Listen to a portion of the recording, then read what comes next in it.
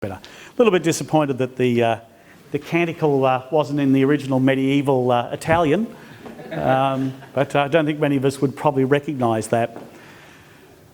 I have a bit of a way of lecturing which is probably a little unfamiliar. I tend to be very conversational in my approach, and I'm really old school in that rather than using PowerPoint or something like that, I tend to use worksheets. So each of you are now receiving a sheet which we'll use basically to work our way through some of the ideas I want to explore with you tonight. And I invite you to respond back to me as I speak, and we'll stop at different times to give you a chance to reflect on some of the questions that I've got on there, some of the questions that might come to you as I speak. I have an hour and a half or a bit under that, and that's really probably not enough to deal with all of the texts that we find in the Bible on creation.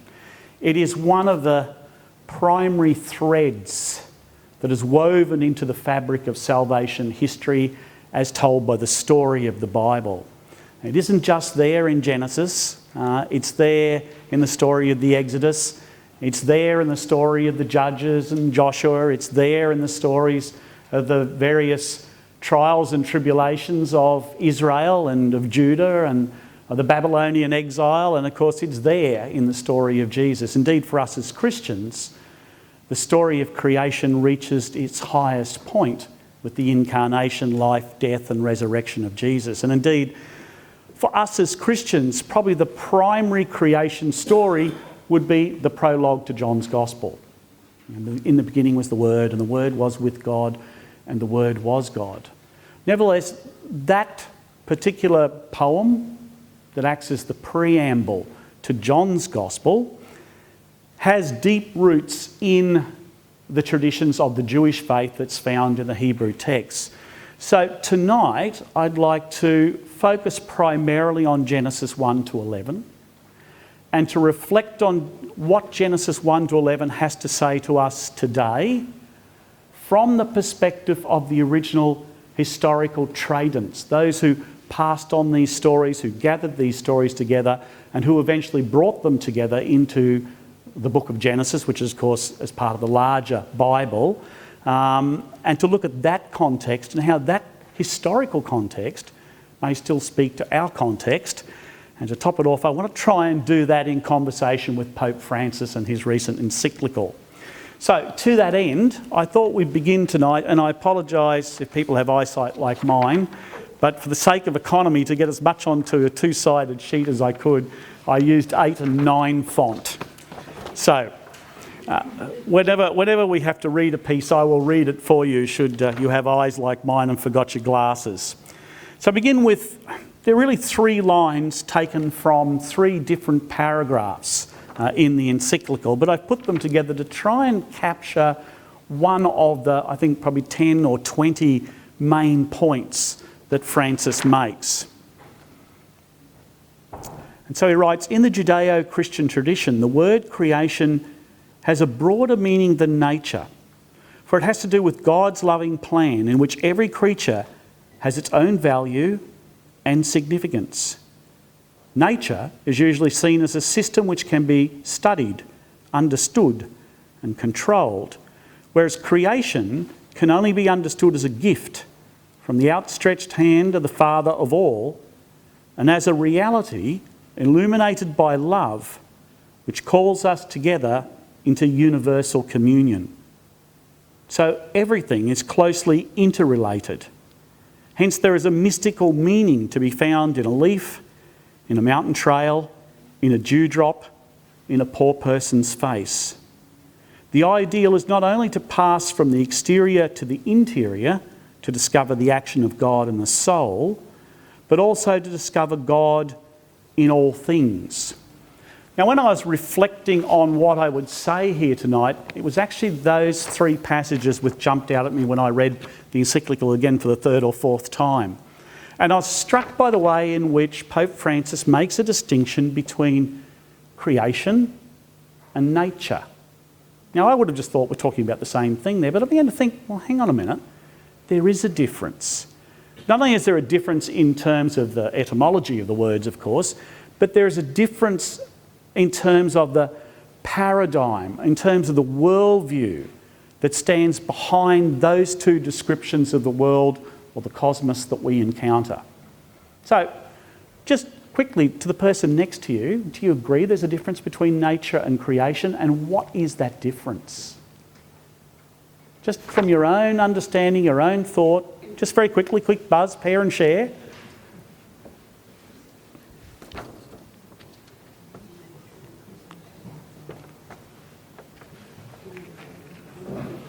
And if you don't know the person, introduce yourself first. It's one of the things Francis makes the point of as encyclical, that we don't see one another.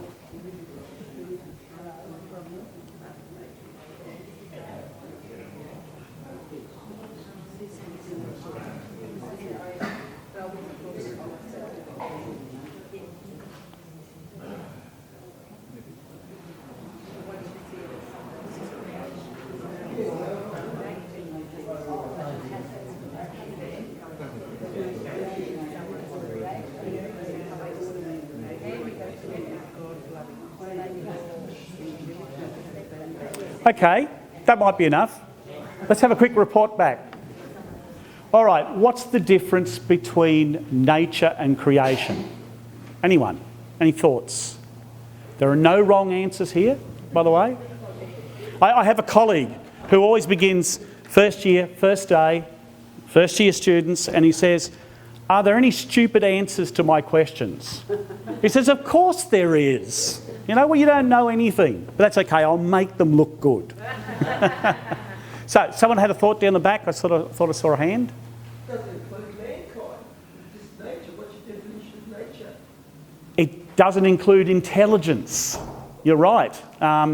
It doesn't include intelligence. If you talk about nature, you talk about a system of interrelated components, but it doesn't take into account the intelligence that exists within humankind, and depending on how you think about dolphins and great apes and what have you, that there is an intelligence in nature that has a role in the progress of nature. Pope Francis makes a really interesting point that we think of progress in terms of technological progress, and that's true to a certain extent. But there's a lot more to progress than that. And intelligence is more than just technology. You know, when the first caveman picked up the stick and used it for a lever, the first example of technology, it's true that that begins a whole chain of technological developments that drives changes within society, but there's more to it than that. That's a very good point. The intelligence is left out. Anyone else, just very quickly? Yes? I thought that the word creation also has a verb. It actually implies an action. Creatio. So to create. It does. It does. It does involve, again, probably back to the intelligence, it involves conscious action. And it also, I like the way you said it's a verb and not just a noun, because the biblical perspective is that creation is ongoing.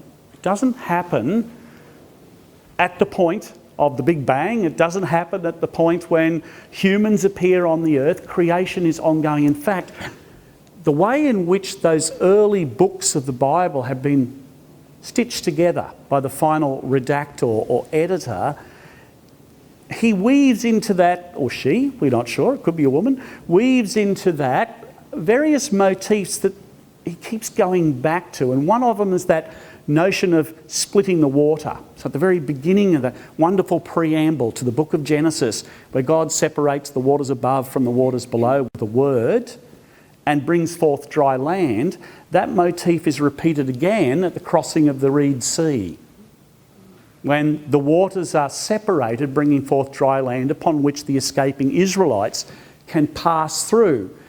And that is presented as a moment of creation. Just as God separates the water to bring forth the land from the great chaos of the abyss, so from the chaos of slavery and oppression, God brings forth a new people as an act of creation. So creation is ongoing.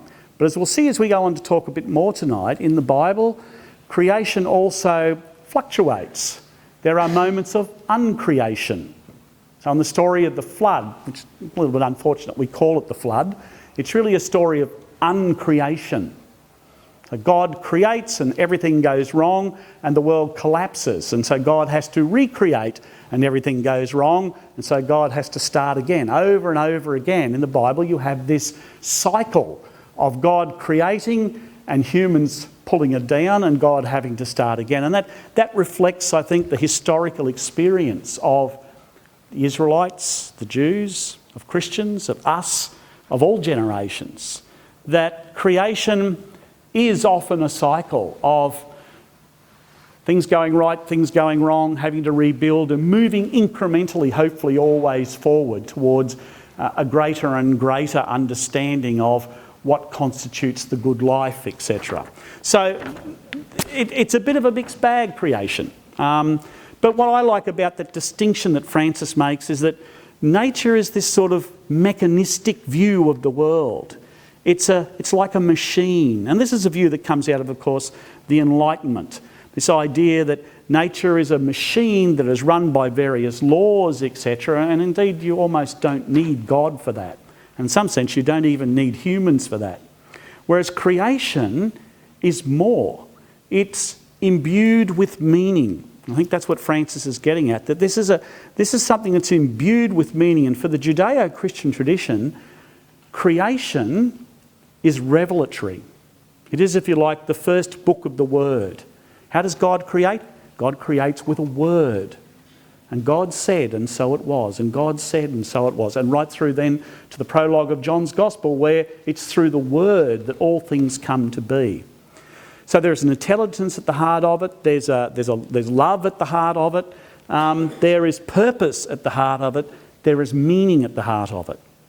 So I think one of the things Francis is trying to get at is that if we operate on a level that ignores the created nature of the world around us, then indeed we can miss the voice of God.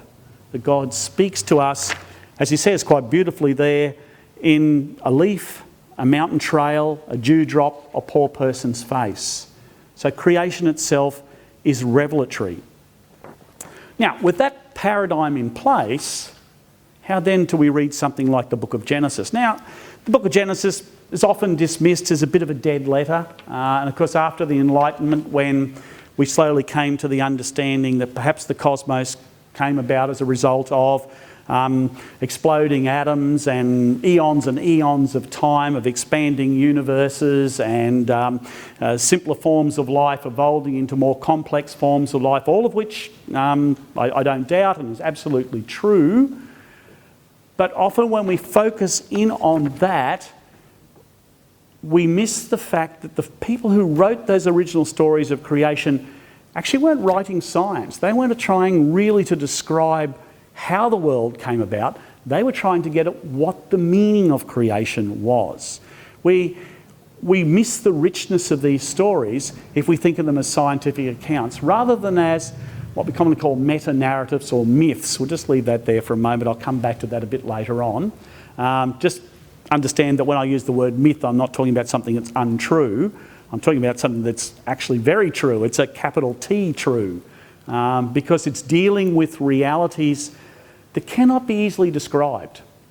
I'm not going to ask for a show of hands, but I'm sure that, and I know this from statistics that have been done from some research centres, that sitting in this room here now, there would be a number of people who have experienced something that we would describe as a religious experience, that they have encountered something beyond themselves.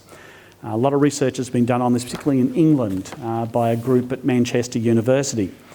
And one of the things that they noticed was common amongst those who had religious experiences was that they were generally ineffable. That is, that those who had had them had trouble putting it into words exactly what they had encountered, what they had experienced. And that often the only way to do that is to tell stories. So it's not an accident that the Bible begins, and for the most part is composed of stories, because it's dealing with a reality. It's trying to pass on an experience of a reality that is very hard to describe in simple words.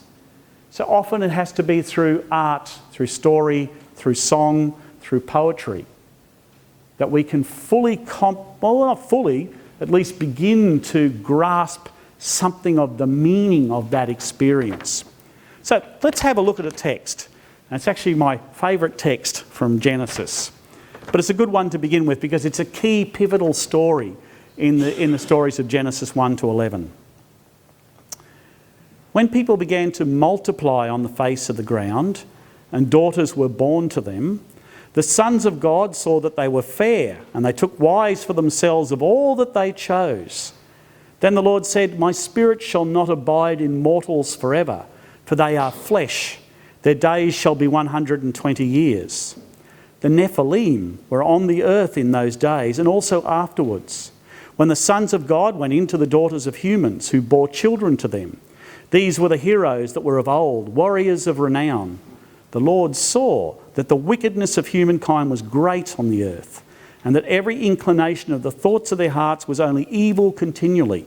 And the Lord was sorry that he had made humankind on the earth, and it grieved him to his heart." What on earth is that story about? Anyone want to hazard a guess? What's that story about? Don't worry, there's no set view of this. There's 3 different theories, which I'll talk about in a moment. What's that story about? Have a guess. Well, let's break it down. Who are the sons of God?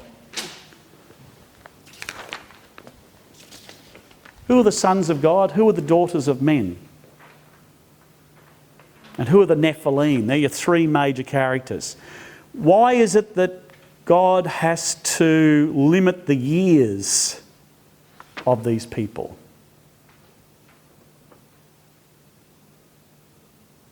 You've heard this story before. Surely we read it in church, don't we, regularly? No, unfortunately, it doesn't appear anywhere in the lectionary. There are a number of theories around what this is. And we have to... Sorry, Paul, did you want to say... Is the sons of God the angelic? That's one theory. And then the sons of man are... The daughters of men. Yeah, the daughters of men are the descendants of Adam and Eve. Yeah, that's one theory. And that would probably mean we would interpret this story in a certain way. So if indeed the sons of God, and indeed that term sons of God is used elsewhere in the Bible to refer to angelic beings, it's also used outside of the canonical text. You know what I mean by the canonical text? Those that made it into the Bible. There's a whole body of text that didn't make it into the Bible. So in the non-canonical or apocryphal texts, particularly the works attributed to Enoch, the sons of God are their angelic beings. And so on that reading, that story seems to be suggesting that angels came down from heaven, they took wives. So it's not as salacious as you think it is. It says they took wives from amongst the daughters of men, and their offspring would have been what? They were half angel, half human, so they were immortal.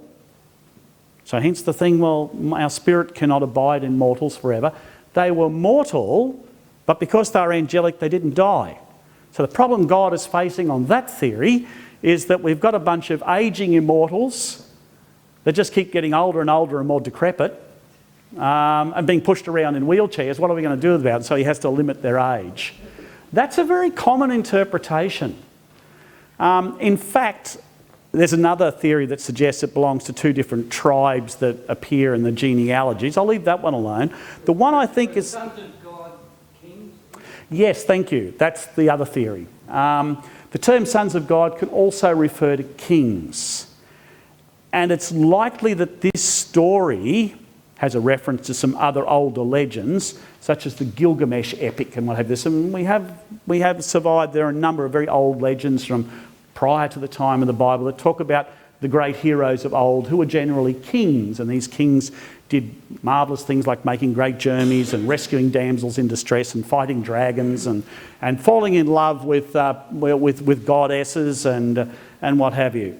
But in the ancient world, there's a little piece on there where I've tried to summarise for you that the nature of the cosmos, as it was seen generally in that part of the world in, well, say 2,000 years before the time of Christ.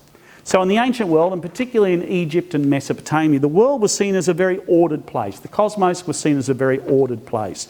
In terms of structure, they understood that the earth was a flat disk that was supported by great pillars, and the mountains in the distance held up the dome of heaven, and there were waters above the dome of heaven, and there were waters under the disk of the earth. The rivers they saw were where the waters from underneath welled up into the earth's crust.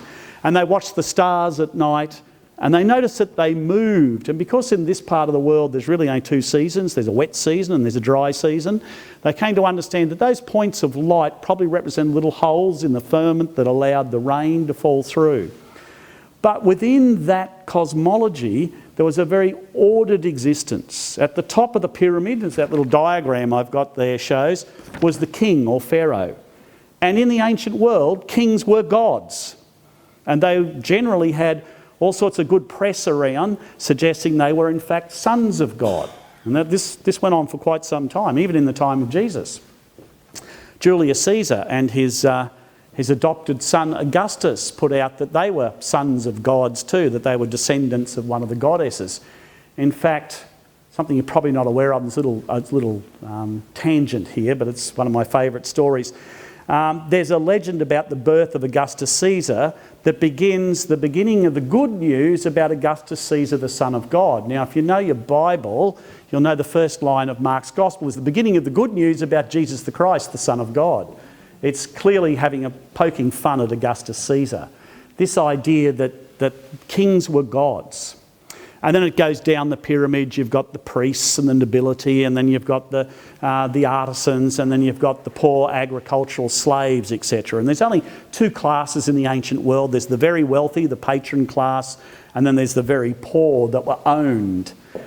But in those society, not only were the kings God figuratively, they were God politically and socially and morally. And in fact, in most of these cultures, there was a custom called the custom of the first night, which meant that any young maiden, on the night before their marriage, the king had the first call upon their maidenhead. And it was a very common practice. And so scholars think actually that this story may be poking fun at that custom and about the idea that kings had that sort of authority.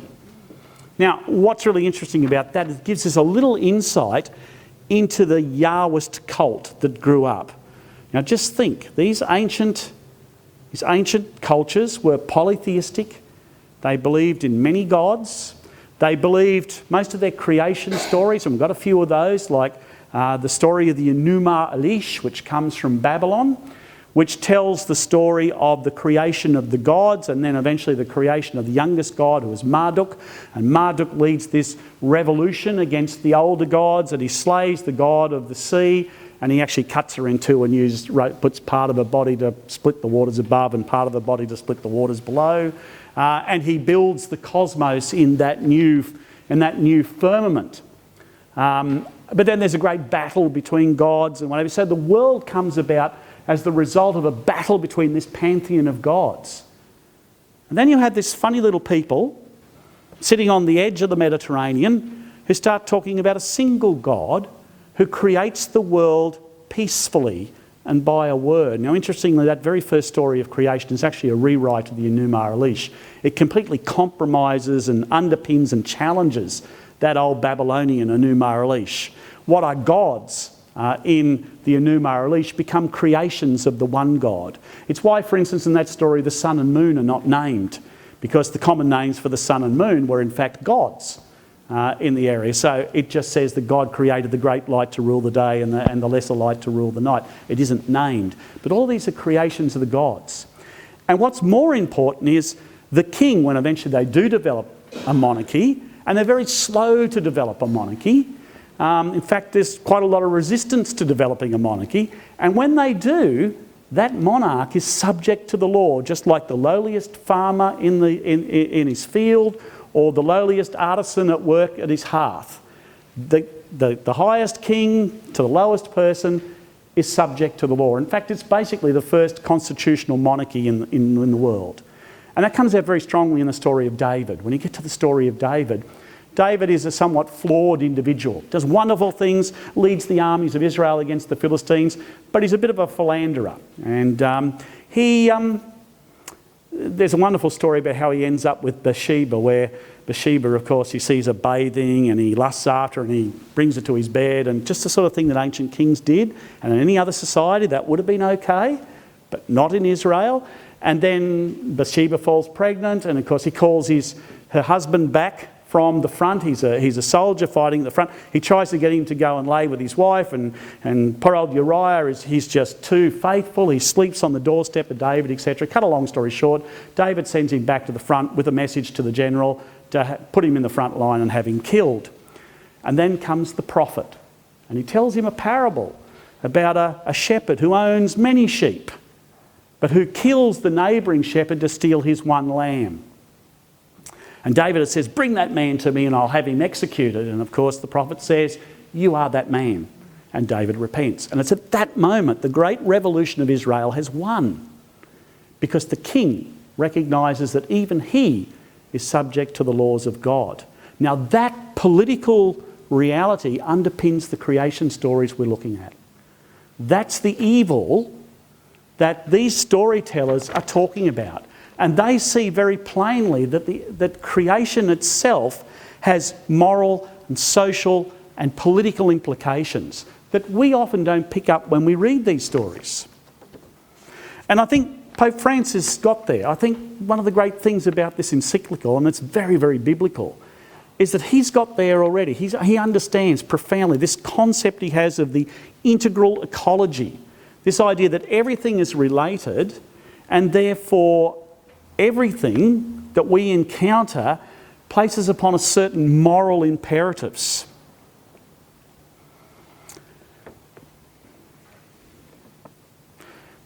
So let's just another piece here from Genesis. If we just jump ahead a little bit, and then I'll go back and we'll talk a bit about the structure of Genesis. So we have, well, if you look, there's a little box there that gives you Genesis 1 to 11. So it shows the way it's set out. It begins with the preamble, the most common story of creation that we know, and God said, and then it was, the 7 days of creation, which of course is set in a working week. So creation is the product of work. And of course there's the day of rest. I mean, the purpose of that story is liturgical. It ends in the creation of the Sabbath, which places the Sabbath at the very heart of creation. But in there, we're told of the creation of humankind. So just as the concept of God is different in these creation stories, so too is the concept of humankind. So remember that Enuma Elish story I was talking about. Marduk, of course, conquers all the great gods. He builds the cosmos after fighting all the other gods. And then his allies, the younger gods, this sounds a bit like a family feud, really, doesn't it? The young gods overthrow the old gods and they kick out mum and dad and what have you, and they chop them up and they turn them into bits and pieces of the world. Then the young gods sit back to have their rest, but they discover that Marduk has created this great cosmos that has to be looked after, and they whinge about it. So Marduk comes up with a great idea.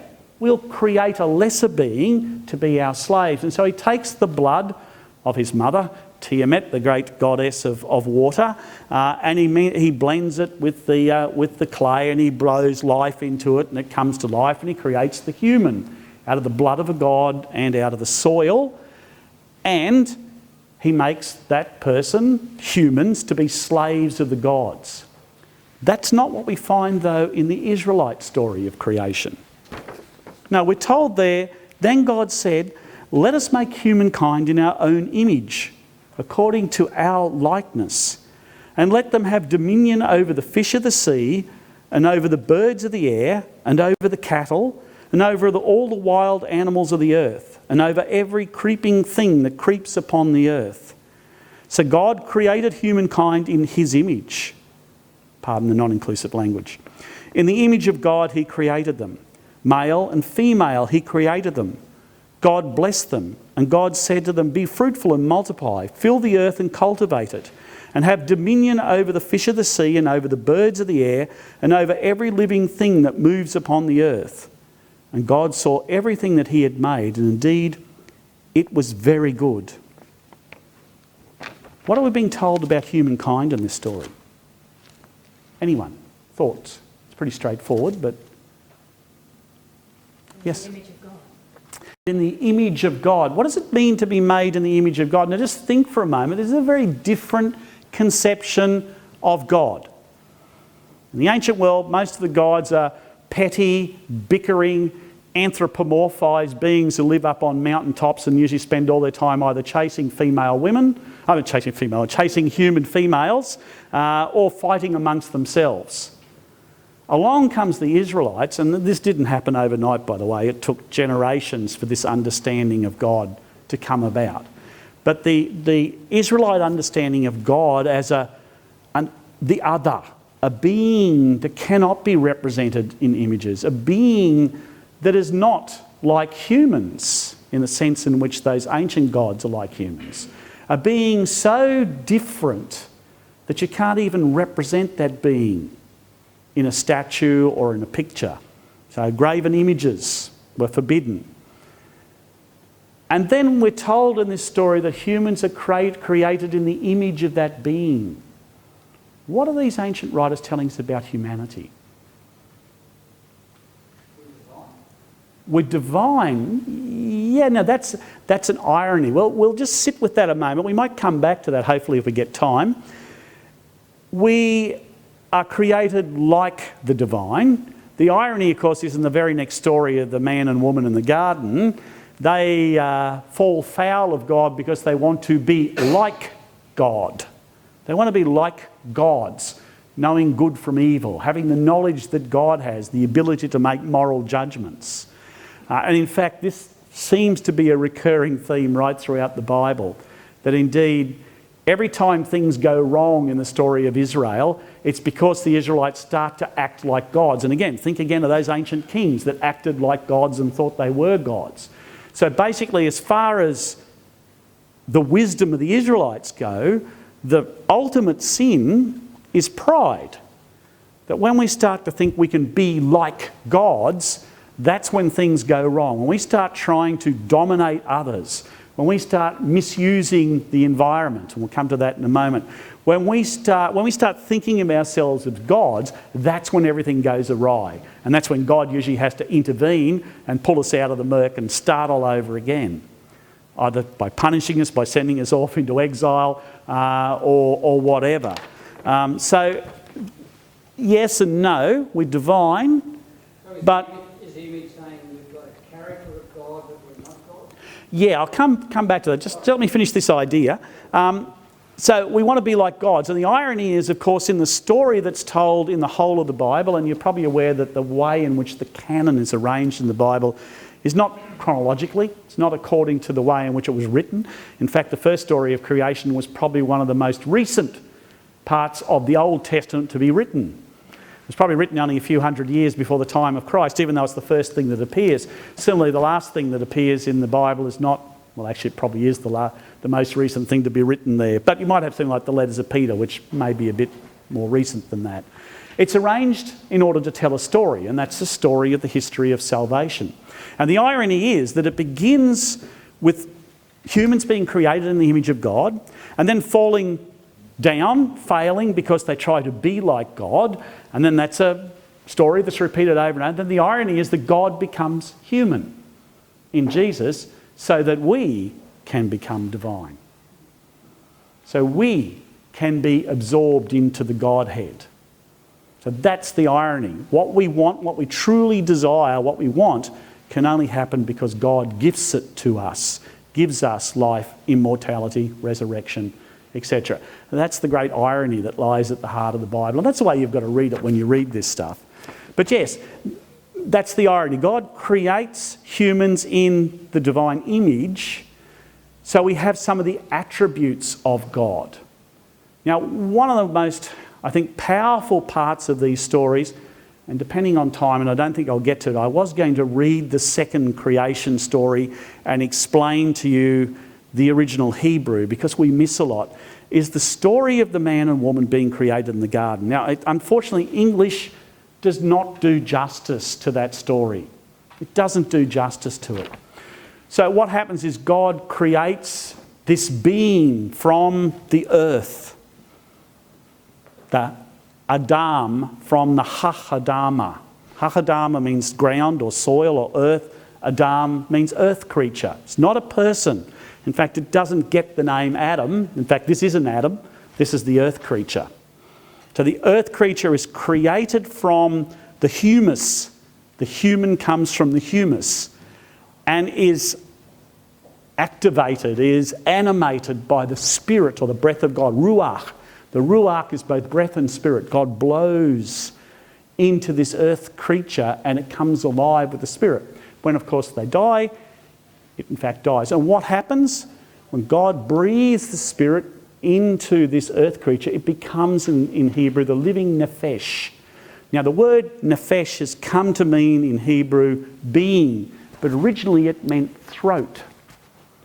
And why is that? What is it that's distinctive about humans? We can speak. We can speak. We can communicate. How does God create? By the word. By speaking, the word comes forth. We can speak, we can communicate. There is a wonderful anthropology here that we often overlook. What makes us human? We can speak. What dehumanises us? When you take away our voice. When we lock people up, when we take asylum seekers and put them on man asylum, we rob them of their voice, we dehumanise them. This is a wonderful, I think, anthropology here that needs to be discovered. And I think that's where Francis is going to with his encyclical.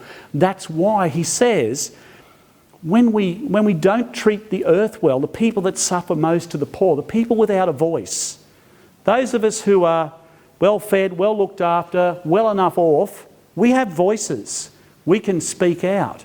Those who don't have those attributes cannot speak out. We dehumanise them if they suffer because of our misuse of the land. If we are ripping all the resources out of this and polluting the skies and the earth, it's not us who suffer entirely, although it will be, and that's also the wisdom of these stories. But ultimately the first people to suffer are those who don't have a voice.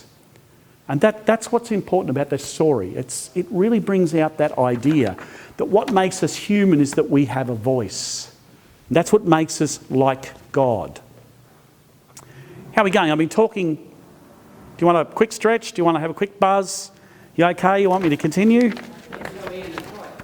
Yes. That's called an Adam's apple. May not be poison. Probably not. No, it's a bit of a joke. It probably isn't, just as there, Adam's rib. I should point out, that was the other part of the story.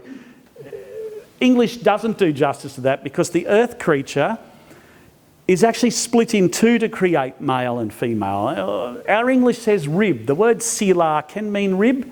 So God takes the rib, so he makes the earth creature fall asleep. And it's always the earth creature. It doesn't have a name at this stage. It is simply the ha-Adam, the earth creature. So it's genderless. It's not mindless, but it's genderless. And God makes it fall asleep and splits it in two and creates male and female. And then we're told that's why, the man and the wife will leave their parents and they will join and become one being again. And it's why Francis too talks in this encyclical. You might have noticed if you read it, there's a section on the complementarity of genders, of sexes, because it's related to creation as well. That notion of difference. Francis says, look, we have to recognise the difference. When we talk about the interconnectedness of creation, he says, we're not talking about everything being the same.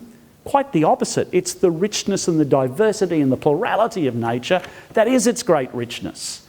And therefore what creation is a proliferation of joy. There are so many different life forms and different plants and different planets, and that's the great joy of creation. That's the magnanimity of God at work, is what he's saying. But back to my point, and this is sort of I'm getting to mercy. Had a bit of a brief. I started off writing this about mercy, and then of course out comes the encyclical, and I had to rethink everything I'd written. So that brings us back to these stories of creation and why there are moral, social and political implications to this. One other thing that the Bible recognises, that these creation stories, the rise of the creation stories recognises that humans are divine or have divine attributes in as much as their actions and their behaviours can have both positive or negative impact upon creation. They are co-creators. They are co-creators with God. Now that is not the experience, or at least that's not the story told by other ancient peoples. Certainly that might be true of kings, but most people who belong to that, as I said, there's only two classes. You're either the owner or you're the owned. The owned class didn't consider themselves of having human agency. They had no agency. They were owned by the king. They lived or died at the whim of the king or of his minions. But in Israel, their thinking was quite different. That they all had a say. They all had a voice.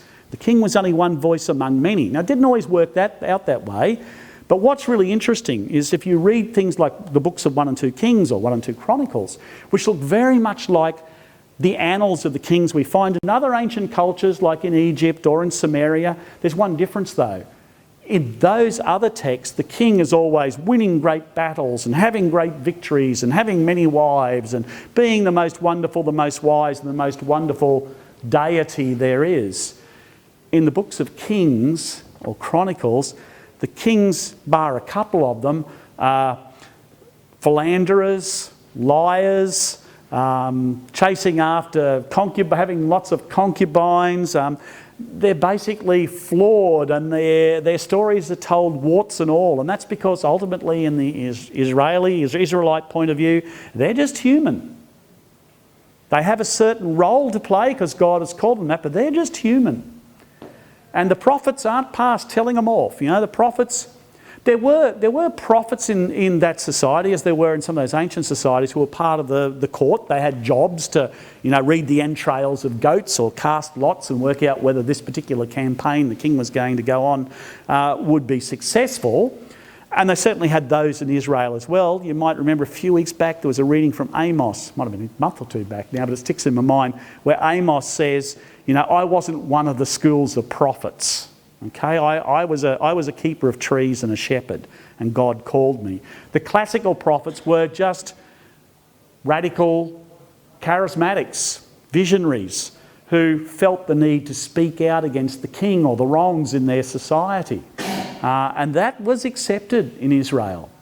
The prophets were the consciences of the society and particularly of the king.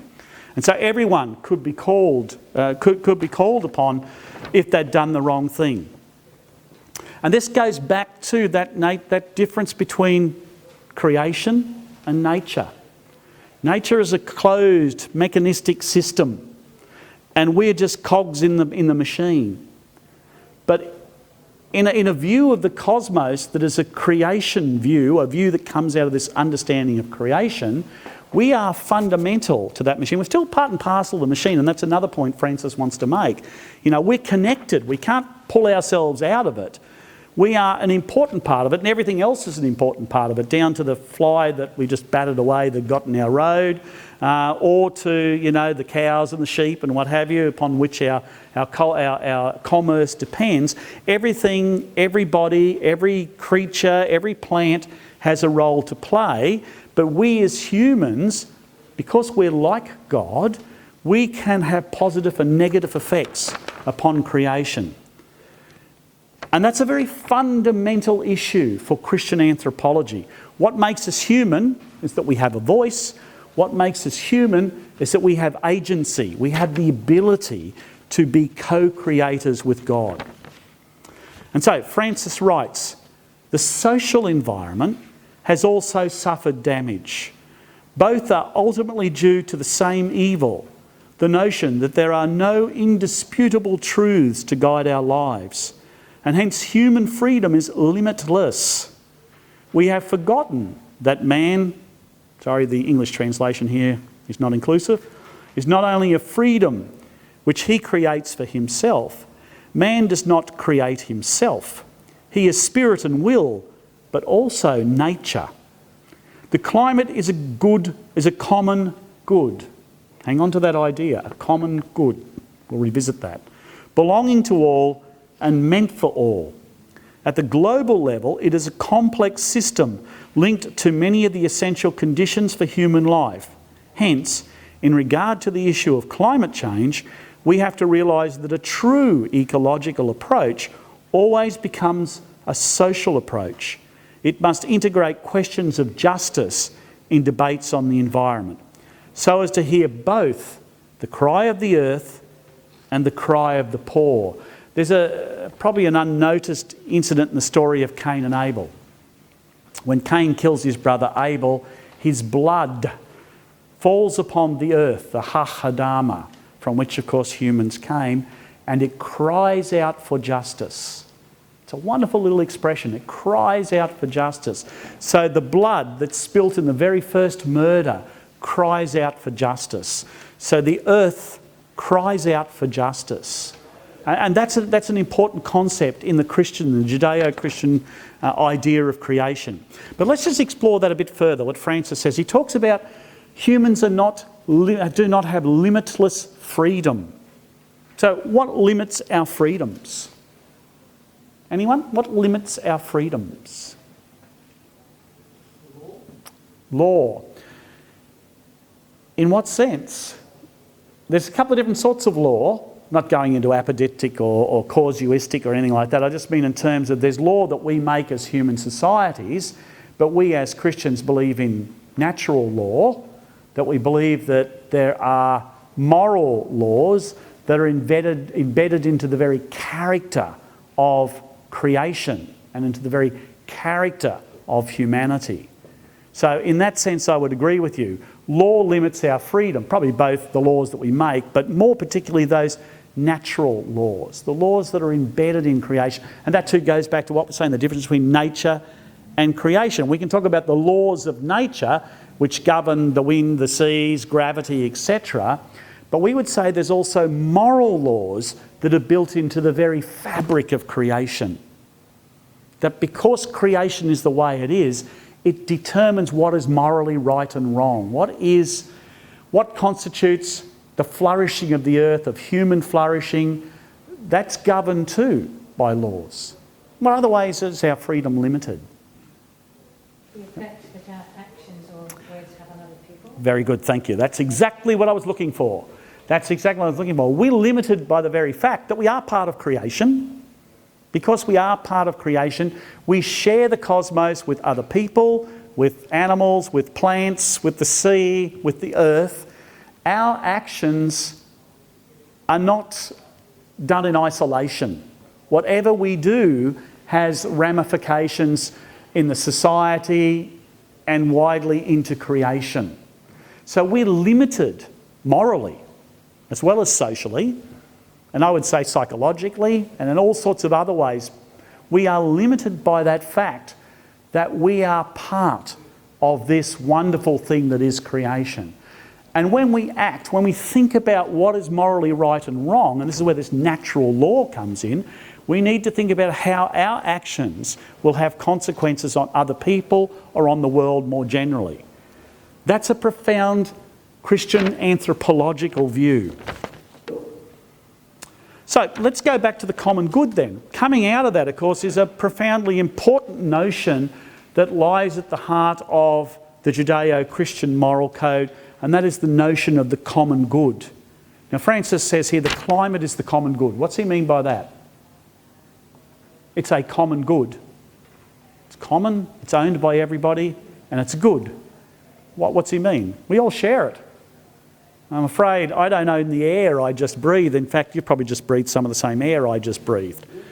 So what I'm doing with the air, what I'm doing with the water, what I'm doing with the land, I have to be very careful because I don't own those things, not ultimately.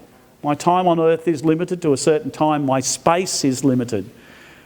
The German philosophers have a wonderful expression, Heidegger in particular. He talks about Verfallen, that we are Verfallen. We are cast into a particular time and space. And that in itself limits us. Where we live, who we live with, at the time we live at, puts very clear restrictions on our actions. And that's because they have very specific effects upon those around us, upon the world, upon the time in which we live. And so the climate is a common good. And it's up there with, well, water's part of that, but things like shelter and food the right to education, it's a common good. The right to love and happiness, etc., the right to flourish. They're common goods. And so Francis, I think, quite rightly and quite astutely places creation, places the climate up there with the common good. Now, the idea of the common good is somewhat foreign in our society, isn't it? What do we think brings about the good in our society? How do we bring about the good in our society? How do we constitute human flourishing in our society? I think increasingly it's based on economics. Absolutely. And economics is based on what? It's based on putting a value on everything, including humans. In fact, economists talk about humans as being units of production. It's a wonderful way. We're all reduced to units of production. And our value is only in how much we produce and what that means in terms of the economy. And so when it comes to determining what's morally right and wrong, it comes down to what's good for those units of production overall. In fact, most of our Western societies, and I think very particularly here in Australia, our common moral code is based upon the notion of utilitarianism, the greatest good for the greatest number. Now that seems fair, doesn't it? Seems fair that we would work to achieve the best outcomes for the majority of people. That's fair? Is it? No. Why is it not fair? Because every human being has human dignity. Yes. And there's a minority that we're not too worried about. So we're okay, Joe, but those poor people who get on boats, well, let's turn them back. There isn't room for them because they may threaten our jobs, they may threaten our lifestyle, so they're not included. So utilitarianism says they're not productive units. They haven't got the potential to be productive units, which in itself is wrong. I mean, economically, we look at the various peoples that have come to this country, they've become very productive. But nevertheless, that's our thinking. That concept of nature as a closed mechanistic system, that concept of morality based upon a utilitarian idea, or sometimes worse than that, a libertarian idea, that means my freedom is limitless, yours isn't. That's the other side of things. I take everything that I can according to how much money or influence or whatever I have. That's the other one that works. But basically I think it's utilitarianism. That goes against the notion of the common good. Because it's all about what I can achieve for myself. Or, if I want to be particularly magnanimous, what I can achieve for the greatest number. That's not what the common good's about. In fact, if we're focused on the common good, then not everything is equal. It doesn't mean everybody gets the same thing. It means there are certain inalienable things that people must have, like clean water, clean air, an unpolluted environment, shelter, education, be treated with the dignity that they deserve, etc. They're all common goods. And sometimes we have to discriminate in order to achieve that. Sometimes we have to have affirmative action policies to ensure that women are paid the same as men. Sometimes we have to, take people in who maybe we're not too sure about, and we have to make space for them, even if it means our lifestyle might be threatened. Sometimes we have to look after them and give them more than what we give somebody already in our society in order that they too have access to the common good. And this is what Francis is getting at when he links together both the ecology of the world with the human ecology. They are interrelated, he says. And he says that in fact it's a social evil as much as it is a natural or an environmental disaster. It is a social evil as well, because this is a profoundly social, it's a profoundly moral issue that we're dealing with.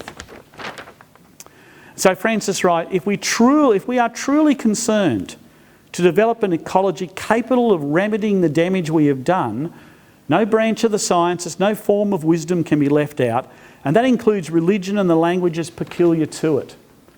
The languages of utilitarianism, the languages of economics, the languages of politics must be heard, yes, but maybe religion has something here to contribute. And has something to contribute here in things like the notion of the common good or natural law, or what I think too, the stories that we tell, these wonderful stories that we have in Scripture here, have a way of getting at these issues in a roundabout, sideways fashion that creeps up on you. And it helps you realise something that maybe a straightforward economic argument or a straightforward political argument doesn't. The creation stories are about, at least these creation stories in Genesis 1 to 11, indeed I think all creation stories, are about relationships. The authors and the framers and the editors of this book realised that at the heart of the cosmos is relationship. Relationship with God, relationship with others, relationship with gender, relationships with the other gender, relationships with the earth. And that these aren't distinct. They're all interrelated. Now, we don't often get that when we read these stories because, unfortunately, as wise as the framers of the lectionary were, you can never quite get the story unless you take the time to sit down and read it as it was written in the whole of the text. And so we seldom ever sit down and read Genesis 1 to 11. I suggest that you do. Here's an exercise this week. For your meditation this week, read Genesis 1 to 11 over the next week. It's probably good to do it in one sitting, but it might be a bit long to do that. It can be a bit heavy going, especially when you get to all those genealogies and all those wonderful names that are begatting people all over the place. But there's some wonderful stories in there, including the stories of the Nephilim. But get a sense of the flow of the story. I've given you a little chart here that might help you unpack this, and I just want to talk to that a bit. But before I do, I just want to explain why I think stories like these are so effective at explaining to us why the earth is so important in our understanding of who we are or how we understand what it is to be human, what we understand to be just and moral and merciful in our world and our society. Myths or meta-narratives are a particular genre of writing. Now, unfortunately, we've wrecked the word myth because we've come to use it to refer to things that are untrue. In fact, the word myth comes from the Greek word mythos, which means to veil. So what a myth does is it veils, if you like, a truth. In other words, it hides a truth from us just long enough so that we get drawn to the story, and then it slaps us in the face with it at the end. Jesus was a past master of telling parables that did exactly that. It drew people in, they thought they knew where it was going to, and then you come to the end and the punchline really knocks you around. And it's the same here with these sorts of stories. And these stories have survived generations, long before they even made it into the book. They survived generations because they're very potent stories that speak on a number of different levels. There's a sort of cosmological level there. These stories attempt to get at the big questions in life. Who is God? Or probably even broader than that, what is ultimate? What is the ultimate reality that underlies this reality? And who is that God to me? Well, what does it mean to be human? It has an anthropological view too, and it tries to get at issues around what's my relationship to humanity as a whole and to the environment. So what am I as a single human being in the whole community of humans in this great cosmos? It has a sociological or perhaps a pedagogical purpose as well, in that it teaches us, it provides us with a framework of relationships that's imported from our culture. And what is culture? But it's just generations of people thinking about these sorts of questions and arriving at answers or hypotheses that we test with each next generation and either retain or modify or discard. Emil Durkheim said, and he wasn't actually referring to the Christian Gospels, but he said that no gospel is eternal. He was talking here more broadly about mythology. And he says, but there's no reason to doubt that humans have the capacity to invent new ones. And in that he's not talking about untruths, he's talking about the telling of stories that help us understand what the world's like. But it also has a psychological level too. It helps us integrate for ourselves who we are as a self, our relationship to our own selves. Now that understanding comes from a guy called Joseph Campbell, who wrote a great deal about myth. But I think the writers of Genesis were there before him. They unfold around relationships. And let me just unpack that a little bit. So you've got the story of the man and woman of God. The first story of creation is the preamble to the whole of the Bible. It's written that way. The second story of creation, the story of the man and woman in the garden, is about the relationships. So you know the story. God creates the earth creature. He splits the earth creature in two. He creates man and woman. Everything's going well until a serpent comes along and tempts them to... and that's a wonderful story. The whole temptation scene is just great. It's wonderful. It's a wonderful story. It's a wonderful exploration of the differences between male and female. You know, there's this fruit that bears the fruit of the knowledge of good and evil. And the serpent says to Eve, you know, you could eat that fruit, and if you eat that fruit, you will be like God. And she says, look, God said we can't eat it. He commanded that we weren't to eat it or else we would die. And he says, no, you won't die. You'll become like gods, knowing good and evil. And so the story says, and the woman, sorry, it wasn't Eve at this stage, she's just the woman. The woman takes the fruit, she examines it, she sees that it's good to eat and it's valuable for gaining wisdom. And then she eats it and takes some and gives it to her husband, who's probably watching the football, I suspect, because it says, and he took some and ate it. He didn't even look what it was. He didn't check. You know, you've ever watched men and women? I've got a real theory about men and women shopping. Go and stand in Woolworths one day, especially in the fruit section, and watch. Women will pick up the tomato and look at it and look for blemishes. The men will just toss it in the basket. Just take it home. It's on the shopping list. Oh, there's some chocolates there. They're not on the shopping list. We'll take them too. And that's there. There's a wonderful observation of human nature in this story. But they do the wrong thing. God arrives. They hide from him. There's a trial scene. God questions the man. He questions the woman. He doesn't question the serpent. He just punishes him. And in the end, as a result of that original sin, if we had more time we'd talk about original sin, but I don't think we're going to have time. As a result of that original sin, a number of profound relationships break down.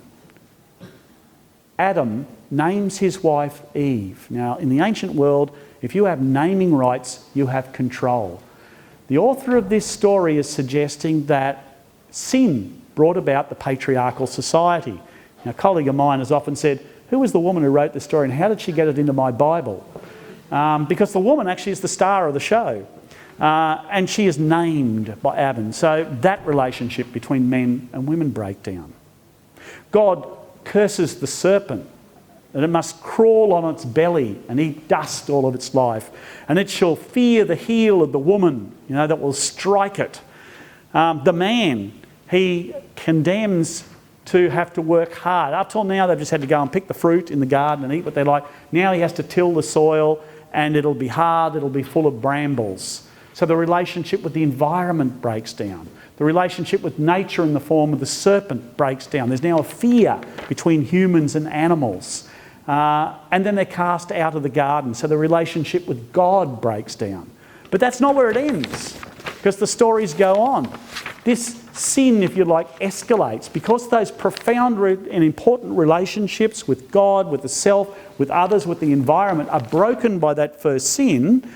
Then the subsequent stories show the way in which that escalates. So Cain and Abel come along and Cain is enslaved by sin. There's a wonderful image right at the start of the story of Cain and Abel, where God says to Cain that sin is like a lion crouching at your doorstep about to pounce on you. It's as if it's crouching, waiting to take possession of him. So Cain becomes mastered by sin. So this relationship with the self is so profoundly fallen down that now he's completely enslaved and mastered by sin.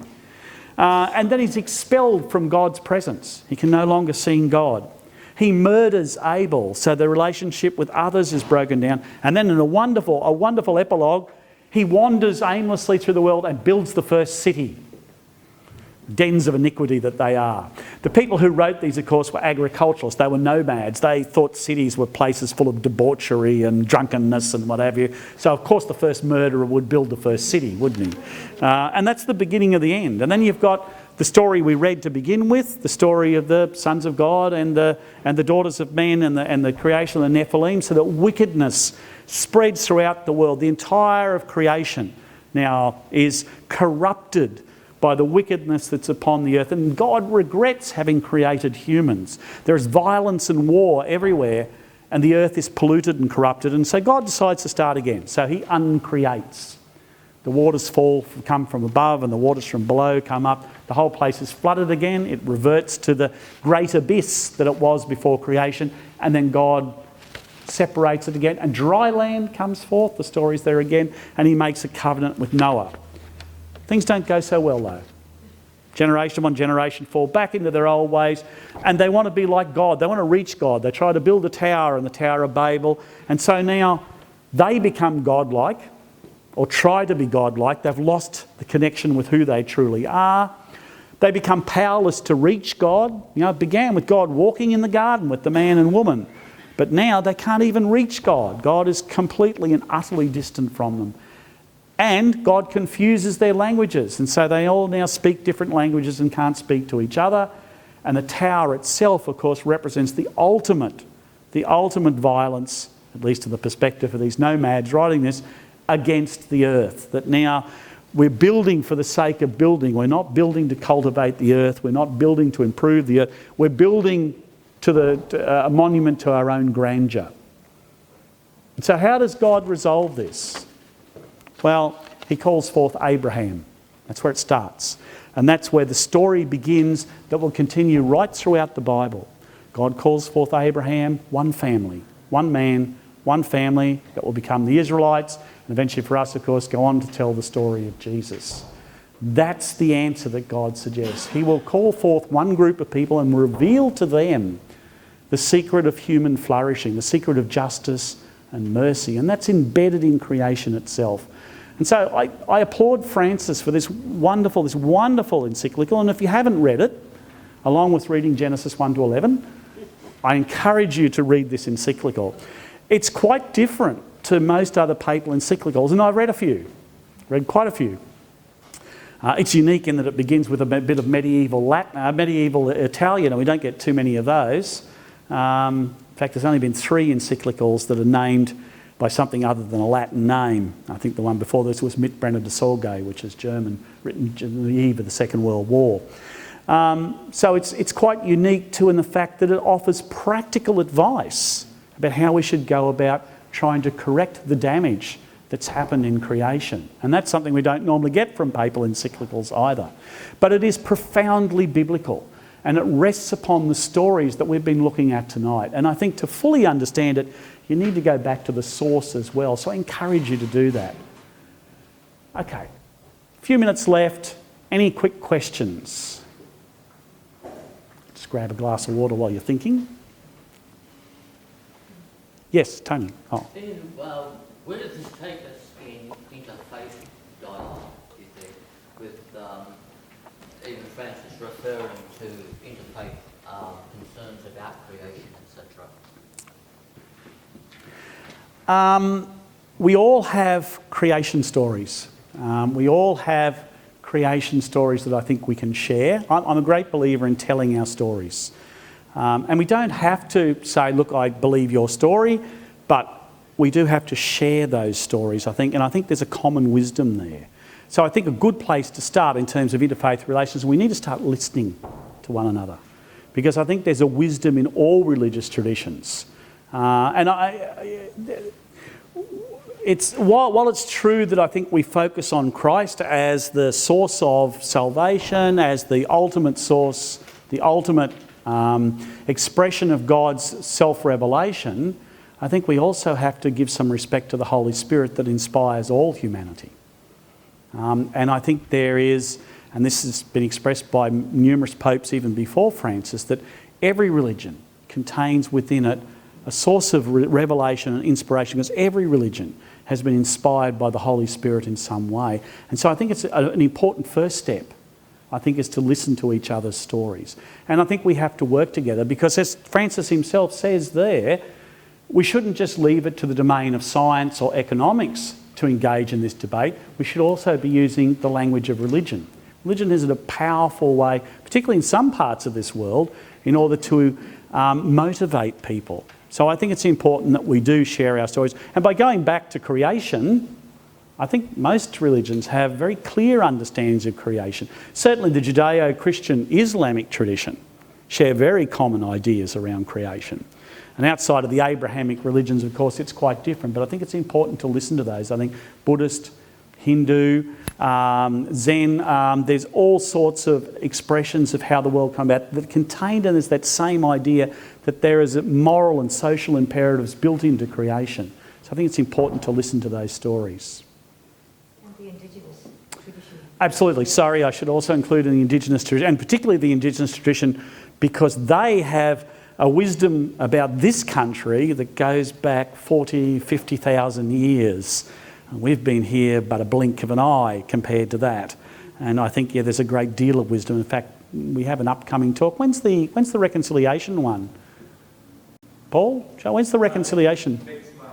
It's next month. Don't miss that because there's going to be a smoking ceremony, I was told today. And but that's another perspective again. And I think that's a very good point. Any other questions? Because it is getting late. The agony in the garden with the sweat dropping into the ground, you mentioned one of the myths was about blood and ground. Why up there? Certainly the garden image is meant to remind us of Eden. In the Gospels, the image, not that there's always a garden, not all the Gospels have a garden, by the way. They don't all have gardens, but certainly Luke makes it very clear because he talks about paradise. The image of Jesus on the cross and the good thief, and he says, "This day you'll be with me in paradise." That is only found in Luke's Gospel, and it seems to be an idea that there's a return to the idyllic situation of Eden, a recreation. So there is very clearly in those stories an idea that the death and resurrection of Jesus is a new creation, something which is expressed beautifully by Paul, of course, which we need another night to talk about. We get into Paul and his concept of a new creation. Because Paul has this image that God is going to bring about a new earth and a new heaven, which will no longer suffer death and decay and disease. And he talks about this new creation, which has already begun now in some small way in our own lives. But there is a clear link there. The gospel writers are purposely picking that up. Maybe just one more and we'll call it a night because it's getting close to 9 and everyone wants to get home to their beds. Yes? I still struggle with the idea that, if humankind are made in the image of God, then trying to know the difference between good and evil and be like God is actually sinful. That Eve is... No, it's not sinful. It isn't presented as sinful. It's the disobeying of the commandment that's sinful. In fact, God has a care for the man and woman and he wants to protect them from having to make those decisions. So he gives them one command and one command only and they break it. Now, that would be fine if they'd just come out and said, "Look, we did the wrong thing. Sorry, we shouldn't have eaten it." But instead, they feel shame. The story itself is just, there's some wonderful plays on words there. It talks about the serpent being Aromim, the most crafty of all creation.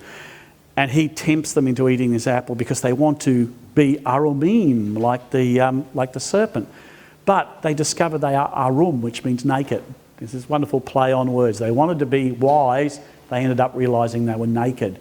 And so it's not sinful. What it is it's, I've now been revealed in all of my flawed nature. And so we recognise the sinfulness of the human heart, if you like, in having that knowledge of what's good and evil. In fact, it's not evil because they recognise what they did was wrong. And then they're culpable because they refused to admit that initially. So it's... They actually do have the knowledge. Yeah, it's the sinfulness comes in the breakdown in relationships. Once you break those relationships, it just escalates, or it slumps to a low. It just keeps getting worse and worse unless you turn and repent. And that's the thing. I didn't mention there at the very end, I mentioned the fact that Francis talks about ecological conversion. Conversion, of course, is a word we don't always understand. We think it means changing religion. It doesn't. It actually means to change your mind. Metanoia in the Greek means to change your thinking, to change your mind. And so he's calling us to an ecological conversion, which means a change of mind. We have to stop thinking about ourselves as part of, or even above nature, this enclosed mechanistic system, and realise that we're part of the fabric of creation, and that puts limits upon our freedom. And that places certain moral and social and political imperatives upon us. And on that note, I might finish. So thank you.